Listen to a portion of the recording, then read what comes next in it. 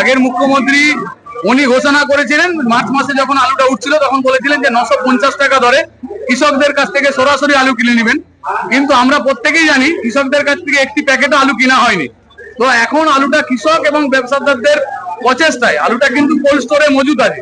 তো আগামী দিনে যাতে কৃষক এবং ব্যবসাদাররা আলুর ভালো দাম পায়, মূল্য পায়, সেই জন্য সরকারি যে সমস্ত পদক্ষেপগুলো নেওয়া দরকার ছিল আস্তে আস্তে করে একটা একটা করে সেই পদক্ষেপ নেওয়া হচ্ছে। যেমন আমাদের বিগত যে সরকার ছিল সেই সরকার বর্ডার আটকে দিয়েছিল এবং ওনার নীতি ছিল আলুতে যখনই একটু দাম বাড়বে কৃষক এবং ব্যবসাদাররা যখন আলুতে 2 টাকা লাভের মুখ দেখবেন তখনই উনি বর্ডারটা আটকে দিবেন। উল্টো দিক থেকে যখন কৃষক এবং ব্যবসাদাররা ব্যাপকভাবে ক্ষতিগ্রস্ত হবেন তখন উনি নিজেকে গুটিয়ে নেবেন এবং নীরব থাকবেন।